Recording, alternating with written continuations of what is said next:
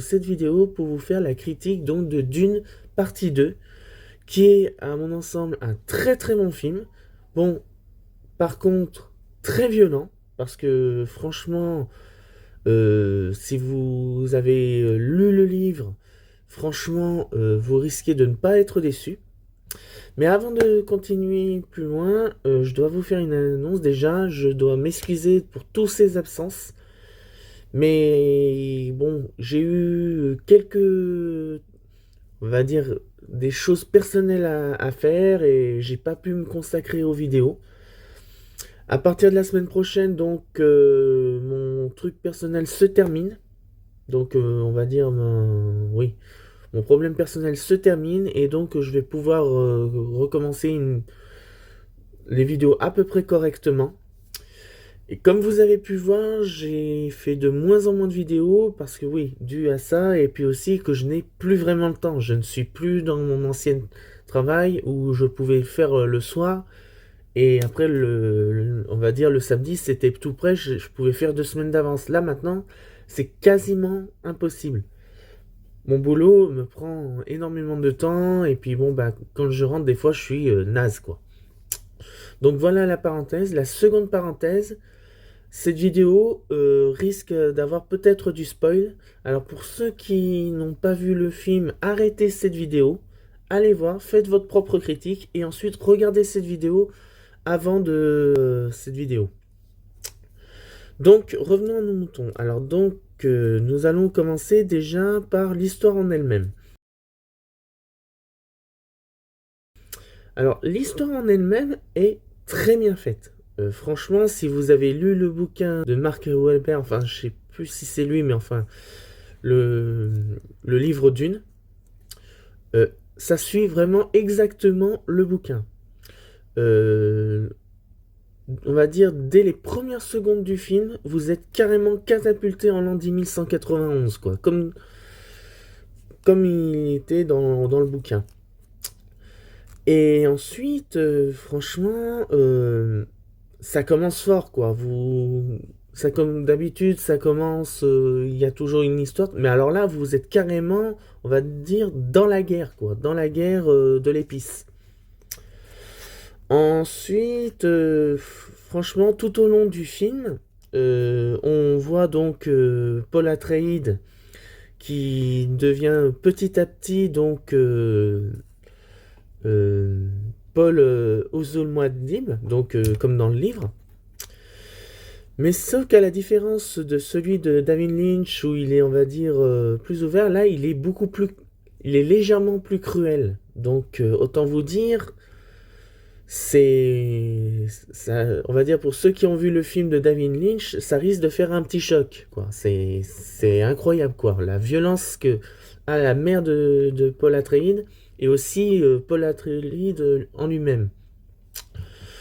Euh, Ensuite, il y a vraiment des effets spéciaux qui sont vraiment incroyables. Quand on va dire Paul monte sur le ver géant de Arrakis, franchement, c'est un truc qui est vraiment incroyable. Surtout que moi, je suis allé le voir en 4DX. Alors ça donne encore plus l'effet qu'on est vraiment avec lui tout le temps, à chaque instant, quoi.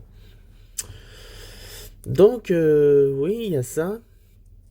Ensuite, franchement, on découvre un peu mieux aussi la planète en lui-même, la planète Gedi Prime, qu'on voyait pas vraiment, on va dire, soit dans la série, on va pas dire dans la série, on va dire dans la qui a été passée sur Sci-Fi, le Dune en question, qui était, on voyait pas vraiment, on va dire, l'ensemble de Gedi Prime.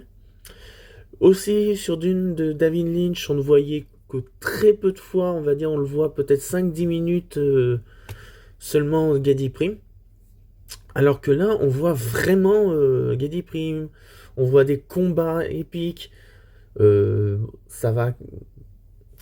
On découvre aussi deux nouveaux personnages qu'il n'y avait pas dans le premier, on va dire dans le premier Dune.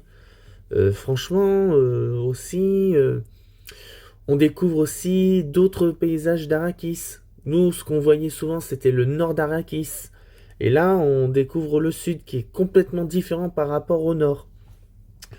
ils sont plus croyants, alors que dans le sud, ils sont plus en ce qui concerne la guerre. Et Paul, justement, Paul Atreides, rassemble tous les, on va dire, tous les Fremen à sa cause, et donc arrive à soumettre on va dire, l'empereur Badishan Shalam IV, qui vient sur Arrakis pour voir, pour dire c'est quoi le problème, pourquoi il y a ça, quoi. Et aussi, vers la fin, on découvre, et là, euh, c'est là où justement on différencie du Dune de David Lynch et le Dune, la série télévisée qu'il y avait eu sur Sci-Fi. Et ben, déjà, ce qu'on voit, c'est que dans Dune de David Lynch, si vous le voyez, donc si vous voulez pas être spoilé, allez le voir, allez le regarder. Je vous le conseille, il est très bien fait aussi. Il se met à pleuvoir. Et ça se termine comme ça. Basta Aki, sa sœur est née depuis, on va dire, un petit moment. Donc voilà, ça se termine comme ça.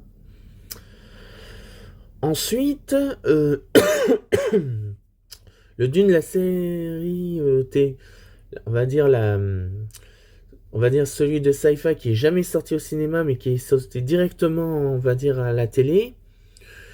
Bah, c'est à peu près pareil que Dune de David Lynch, mais je me rappelle plus vraiment, hein. Ça fait très longtemps que je l'ai pas regardé. Et là, franchement, dans le Dune de David Villeneuve, eh ben, il suit vraiment à la lettre ce qu'il y a dans, on va dire, dans le bouquin Dune, quoi, du même nom. Où justement, ben, Paul, dans sa, on va dire, dans sa conquête, donc déclare la guerre aux autres maisons donc qu'il y avait on va dire de l'Imperium. Et donc, ce qui se passe, c'est que on le voit partir avec les vaisseaux, tous les vaisseaux, et il va donc commencer sa, sa grande guerre, donc sa grande guerre sainte envers les autres maisons, et que normalement, j'espère qu'il y aura donc la suite des bouquins qui est donc, ce serait bien qu'il fasse, on va dire vraiment la suite, quoi. Mais bon, vu le succès qu'a le Dune chapitre 2, franchement, ça m'étonnerait pas qu'il fasse, on va dire, le second bouquin. Mais voilà, c'est vraiment une belle histoire, ça suit vraiment le premier, la première partie. Euh, Pas déçu du début jusqu'à la fin, enfin vraiment, vous êtes vraiment catapulté donc en l'an 10191. On suit vraiment bien, on va dire, le changement de Paul Atreides qui devient donc le messie donc de la planète qui va changer le cours de l'histoire. Et franchement, la fin, ça se finit vraiment un peu en queue de poisson. Et là, tu te dis que sûrement il y aura on va dire, un deuxième volet. Parce que oui, il faut bien préciser, Dune, partie 1, partie 2, c'est le premier bouquin. S'ils en font un 2, ce sera vraiment le deuxième volet. On a tort de dire que c'est le 1 et le 2 de Dune. En fait, le deuxième Dune, c'est donc, et là je vous expliquerai plus tard pourquoi je dis ça, parce que sachez une chose, il n'y a pas que Dune en bouquin, hein. Il y en a 5 autres, plus 2 autres qui suivent après la Maison des Mers, et 4 autres qui sont des préquels. Donc on va dire que j'ai connu il y a très peu de temps. Donc voilà. Donc maintenant, on va parler donc des personnages. Personnage principal, donc, qui est donc de la maison Atreides.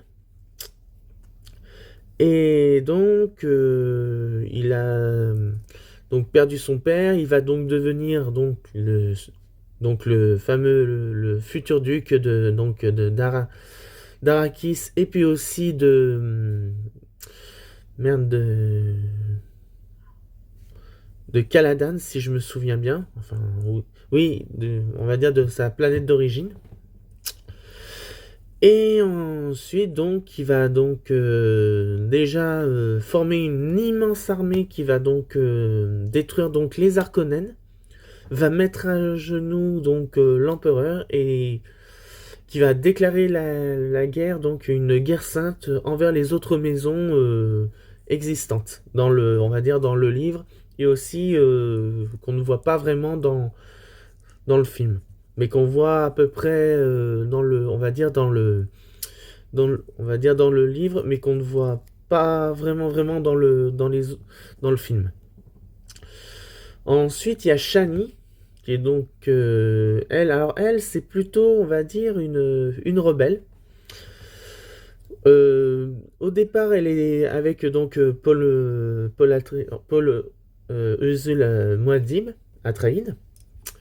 Mais à la fin, donc, elle n'aime pas du tout dans quelle direction il prend.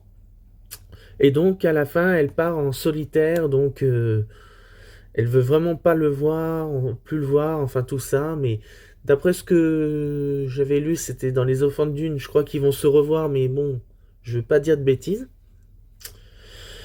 Ensuite, il y a Stilgard qui est donc celui qui va former donc Paul Atreides ou Paul Usul Muad'Dib.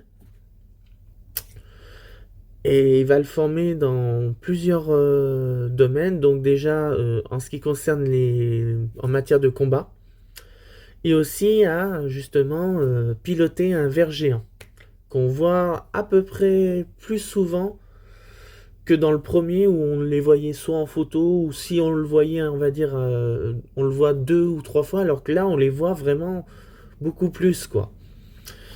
Donc il va les former aussi à piloter un ver. Il va donc boire l'eau de la vie, donc qui va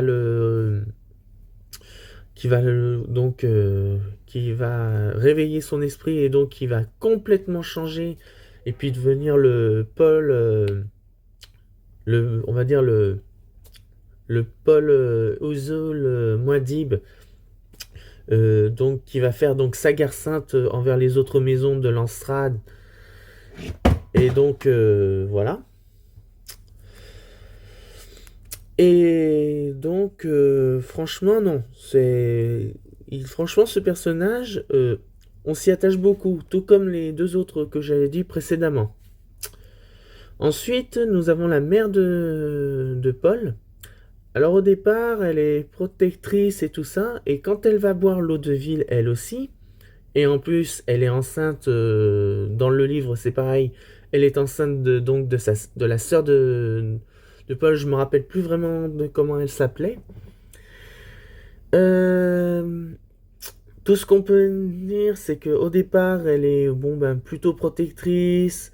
Bon ben c'est une femme combattante, enfin tout ça. Et puis quand elle va boire l'eau de vie, elle va complètement changer. On va dire qu'elle va devenir une limite une fanatique quoi, une fanatique qui veut imposer sa, on va dire sa religion, enfin tout ça. Et on dirait on dirait qu'elle devient presque cruelle. Et puis en plus, elle est capable de parler avec l'enfant qu'elle porte.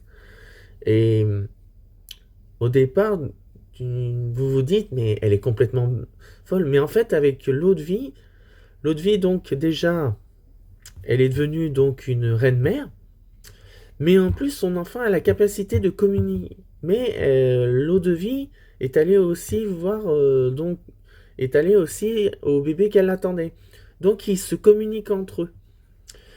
Et donc au départ, quand on voit les gens, ils sont complètement perplexes, enfin tout ça, on se dit mais oula, elle est devenue complètement folle, mais en fait ils communiquent. Et ce qu'elle voulait, en fait, par-dessus tout, c'était faire la guerre sainte, quoi. Comme il a été prédit, de gré ou de force. Et ça, franchement, alors je m'en rappelle plus dans le livre si réellement il y a eu ça, mais enfin, bref. Je ne sais pas, il faudrait que je le relise, enfin, mais je crois que, oui, à mon avis, il pousse Paul à faire la guerre sainte, quoi. Enfin, bref. Ensuite, on va... Qu'est-ce qu'on a d'autre comme... Ah oui, et puis on a donc les frères Harkonnen. Alors les frères Harkonnen, comment dire, dans le 1, on a vu le premier Rabban. Rabban Harkonnen, qui est un tyran en fait assoiffé de chair, on va dire assoiffé de sang, qui, on va dire, a fait un massacre dans le premier, et dans le 2, malheureusement, il perd le contrôle donc de la planète, à cause donc de la révolte des Fremen. Et franchement, là, on se dit, même le plus costaud, eh ben, il peut quand même tout perdre, parce que là, il perd un peu le contrôle de la situation, quoi. Et c'est plutôt, on va dire, marrant de voir à quel point on peut passer, on va dire, de ça à, on va dire, à rien du tout, quoi. Et donc, alors, là aussi, je spoil et tout ça. Il a aussi un frère. Alors, je me rappelle plus vraiment du nom, mais il est dans le livre aussi. Si vous voyez que Rabban, et là, je vais parler juste. Et donc, il a un frère, mais là, je vais vous donc parler de son frère. Alors, je me rappelle plus vraiment de son nom. Alors, son frère, je me rappelle plus vraiment, oui, comment il s'appelle. Enfin, bref, si vous croyez que Rabban Harkonnen est violent, c'est rien à comparer de son frère. Son frère, lui, euh, c'est, on va dire, violence, torture, et il adore, on va dire, tuer, quoi. Il est, on va dire, la violence à l'état pur. Et ça lui fait un plaisir, un plaisir énorme, quoi. Et voilà, c'est vraiment, on va dire, le psychopathe à l'état pur, quoi. Un véritable psychopathe qui aime tuer, qui aime faire souffrir les gens, quoi. Mais bon, qui va se faire donc tuer par Paul Atreides, donc à la fin. Donc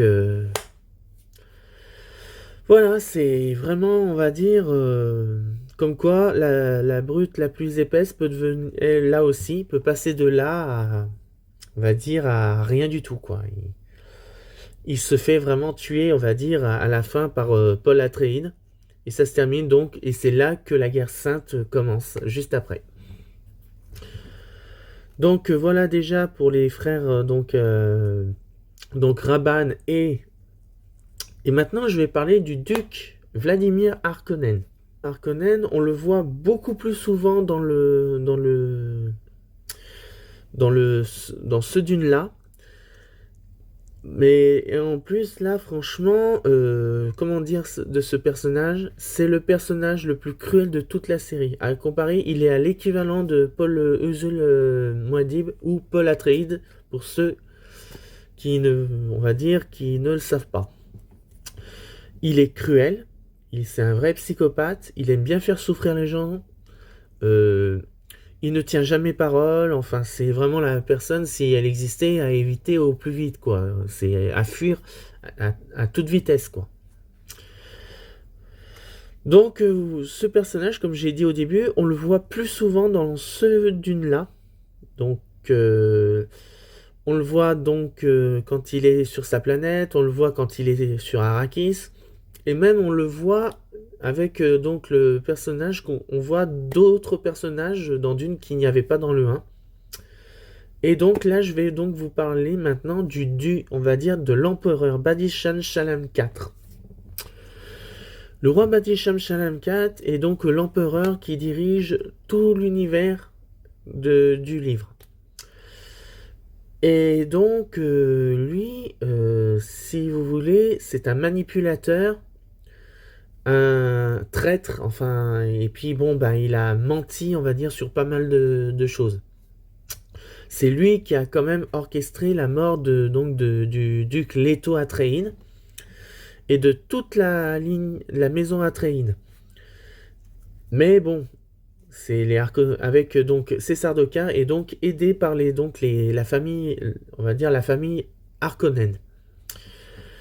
Donc lui, ce qu'il est, c'est que bon, ben, euh, on va dire, l'empereur, il est dangereusement jaloux donc des Atreides. On va dire des Atreides. C'est pour ça qu'il y a eu le massacre donc des Atreides dans le premier Dune, ce qui est extrêmement vrai parce que dans le livre c'est pareil. on le voit. Et là, dans le 2, ben, malheureusement, on le voit bon un petit peu, mais pas vraiment, mais c'est surtout à la fin, où justement donc Paul Atreides envoie donc une lettre donc à l'empereur. Et l'empereur justement vient sur la planète pour gérer donc la situation.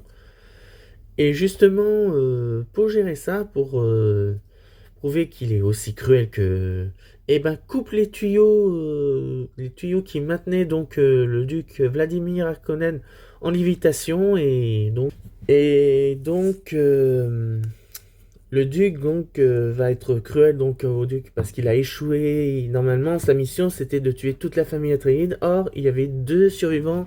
Il y a plusieurs survivants donc dans la famille Atréide. Et donc, et puis à la fin, il s'agenouille et embrasse la bague donc des Atréides. Enfin, tout ça, il a été vraiment vaincu quoi. Ensuite, il y a la fille de Banisham Shallam 4. Alors la fille de Banisham Shallam 4, on n'entend pas vraiment parler. Elle fait surtout des journaux, un peu des journaux de bord quoi. C'est surtout, on va dire, vers la fin où donc quand Paul force donc, on va dire, dit à l'empereur qu'il va se marier donc avec sa fille. Et donc voilà, c'est. Mais on la voit pas vraiment souvent. On l'entend quand elle est avec la reine. On va dire la. Enfin oui, on la voit, on va dire, quand elle fait le journal de bord. On la voit quand elle va sur Arrakis. Et puis aussi, on la voit quand elle voit son père se faire défaire par Paul Atreides en s'agenouillant et embrassant la bague des Atreides. Et ensuite, on a aussi un autre personnage, justement, bah, c'est celui qui a formé Paul, on va dire, Paul au début du premier Dune, euh, on va dire, le Paul Atreides l'appelait le vieux hibou, enfin c'était assez drôle. Donc on le revoit donc la deuxième partie de Dune et il est devenu donc contrebandier. Donc il recherchait l'épice, enfin tout ça. Et donc Paul Atreides et donc ce gars-là, ils vont se retrouver et donc ils vont, on va dire, ils vont joindre leurs forces et donc combattre, on va dire, les Harkonnen sur Arrakis. Enfin non, c'est vraiment. Et puis franchement, on voit il est beaucoup moins, on va dire, il est, comment je pourrais dire? Bon, il est pareil, mais il est beaucoup plus dur parce qu'il est triste, il a perdu des amis, il a perdu son duc. On voit il a soif de vengeance, quoi. Il veut vraiment faire la peau à Raban qui a justement tué ses amis et puis aussi au duc Harkonnen. Mais bon, ça c'est donc Paul Atreides qui va se charger de le tuer. Et donc qui va se charger de tuer donc le duc Vladimir Harkonnen. Et puis bon bah après bon bah, il y a d'autres personnages qui jouent bien leur rôle et franchement il n'y a rien à dire, c'est pas mal. Donc on va parler donc de la planète Arrakis. Alors la planète Arrakis, si vous avez lu alors au moins le premier Dune, parce que sachez une chose, et là j'en parlerai donc après donc l'explication de Arrakis dans le Dune chapitre 2. Dans Arrakis, dans le premier Dune, on découvre donc Arrakeen, la capitale d'Arrakis. On découvre le désert profond, on découvre les Fremen, on découvre les vers géants, on découvre aussi le fameux rat kangourou, le Muad'Dib. Et on découvre, on va dire, aussi les machines, les épices, enfin tout.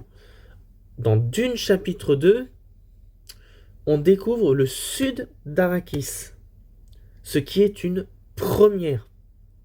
Dans le premier Dune, euh, on ne voit que le nord d'Arrakis, alors que là, on voit le sud d'Arrakis. Et ce qu'il y a donc derrière ce mur tempête, quoi, de cette tempête de sable.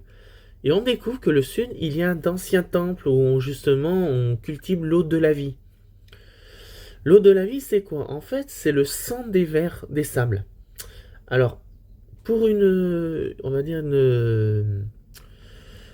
pour les femmes, euh, ça peut rendre complètement fou, ça peut même les tuer. Enfin, voilà. Et donc la mère on va dire, de Paul va en boire et va devenir complètement, on va dire, c'est là qu'elle va complètement changer. Elle va devenir douce, timide, tout ça, à devenir une véritable fanatique, quoi. Une véritable fanatique, une véritable, on va dire, elle va complètement changer après qu'elle aura bu l'eau de la vie. Ensuite, Paul va donc boire aussi cette eau de la vie et c'est là aussi d'une personne qui va être discrète, un peu peureuse, mais bon, courageux, à devenir vraiment un véritable on va dire un véritable tyran, le fameux Messie qui est donc Lisan Amagaïb, enfin si je me souviens bien, je me rappelle. En gros, vraiment le personnage qui après, justement, j'espère qu'ils feront le 2 de Dune, donc le Messie de Dune, où justement il va faire sa campagne pendant justement sa guerre de... on va dire, sa campagne d'extermination, sa grande guerre, on va dire, de foi qui va durer donc, je sais plus, 15 ou 20 ans. Mais bon, ça, c'est une autre histoire, on verra s'il le fait ou pas. Ensuite, qu'est-ce qu'il y a? Bon, bah, il y a les fameux vers géants.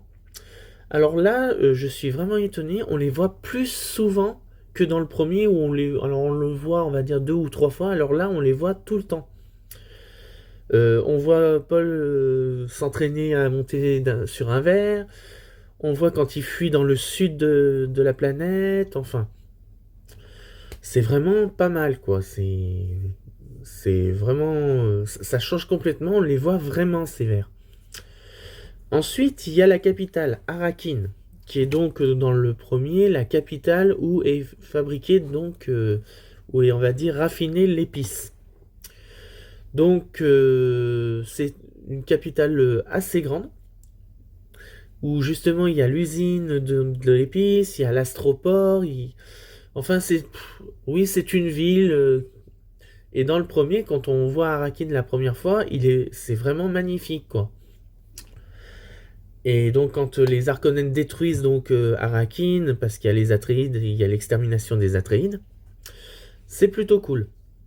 Et là dans Arrakeen, donc on voit vraiment que c'est vraiment la capitale où justement est fabriquée l'épice. Il y a des usines, il y a vraiment des gens qui y vivent quoi. Il y a même des Fremen qui y vivent, on va dire, il y a beaucoup de... Puis donc les soldats Harkonnen, les véhicules, les machines on va dire les machines de fabrication de l'épice. Enfin, il y a de tout. Ensuite, qu'est-ce qu'il y a aussi sur Arrakis? On voit le sitch où justement va se cacher Paul lors de... Quand... et ils vont découvrir donc l'eau sacrée donc de d'Arrakis, on va dire d'Arrakis, donc dans ce sitch, et qui va être malheureusement détruit par donc les Harkonnen. Et donc ça va forcer donc aux Fremen du Nord à fuir et aller dans le sud de la planète. Qu'est-ce qu'il y a aussi? Donc franchement, il y a... C'est vraiment tout un autre paysage. Quand vous voyez la différence entre le nord où c'est des dunes de sable, où c'est magnifique, au sud où c'est légèrement rocailleux, et puis ils vont dans ce fameux temple, enfin tout ça. Ensuite, nous avons quoi d'autre? Bon, on voit aussi les vers, on voit le désert. Qu'est-ce qu'il y a d'autre? Bah, il n'y a pas vraiment grand-chose, pas vraiment grand-chose à part le désert qui est donc sur toute la planète. L'épice, alors l'épice, si, il y a l'épice. Alors l'épice, qu'est-ce que c'est? C'est une genre de poudre. qui peut, on va dire, permettre les voyages les voyages interspatials sans se déplacer. Et puis il sert aussi à guérir, aussi à voir l'avenir. Enfin, c'est on va dire, une substance très, très, très, très, très, très, très, très, on va dire, puissant. Et il est aussi psychotrope. Donc il permet d'avoir des hallucinations. Enfin bref, non, c'est bien foutu. Et enfin, bon ben, qu'est-ce qu'il y a sur... Ben, il n'y a pas grand-chose à part, bon ben, voilà, tout ce que je vous ai dit. Donc, en conclusion, c'est un film qui est super bien, que je recommande pour ceux qui ont vu le chapitre 1 de Dune, la partie 1, si vous voulez. Euh, Allez le voir, mais accrochez-vous parce que c'est ultra violent quand même, parce il y a la guerre sainte justement qui va avoir lieu. Il va y avoir la guerre de la reconquête de Dune. Et donc, mais il est beaucoup plus violent que, oui, il est beaucoup plus violent que la première partie.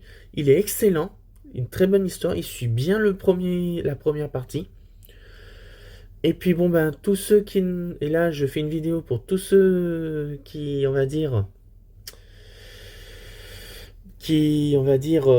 voudraient aller le voir. Euh,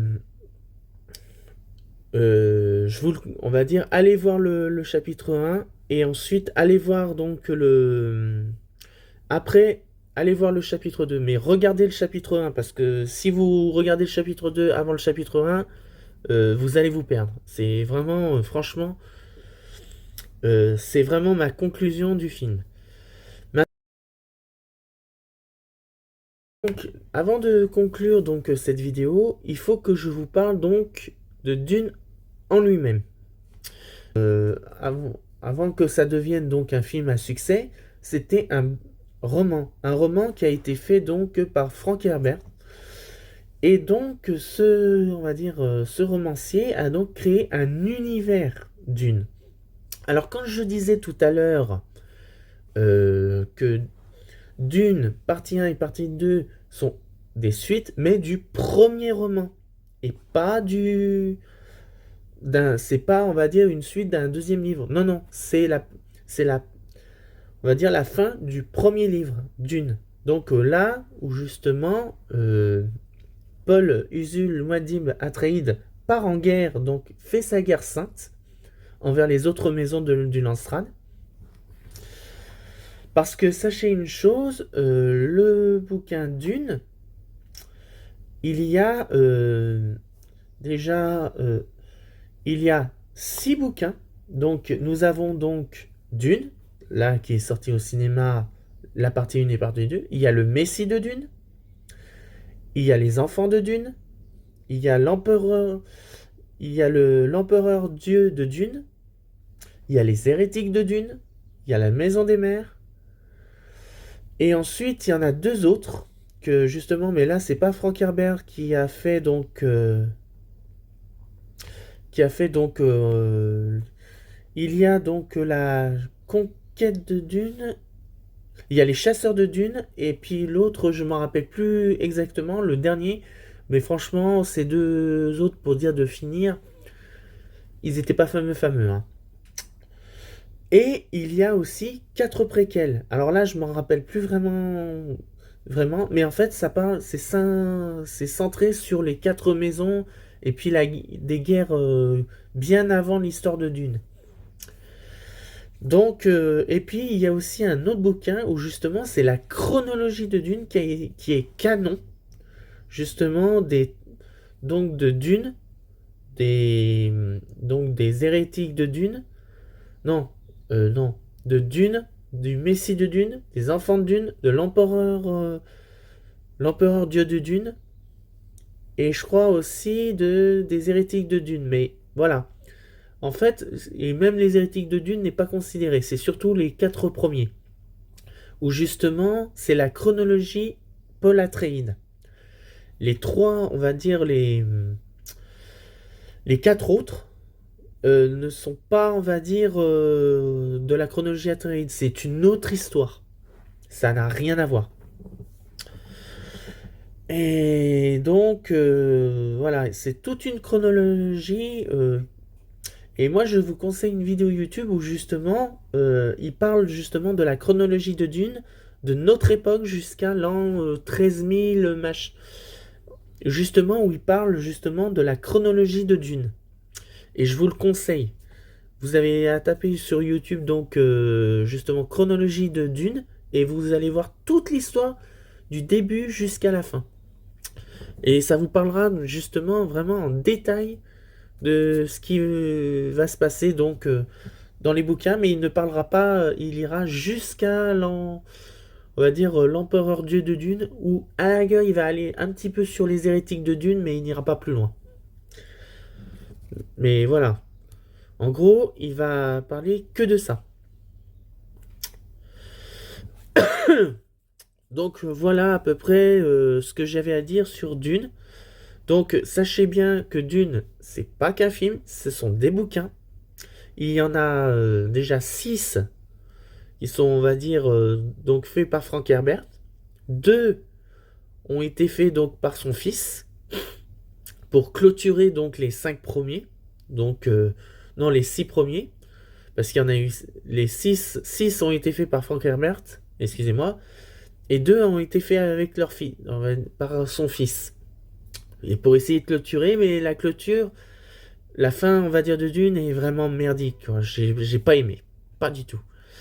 Et ensuite, ils ont fait ce qu'on appelle aussi des préquels avant dans l'histoire de Dune, mais ça n'a aucun intérêt de l'avoir fait. Mais bon, enfin, ils l'ont fait, on va pas chipoter.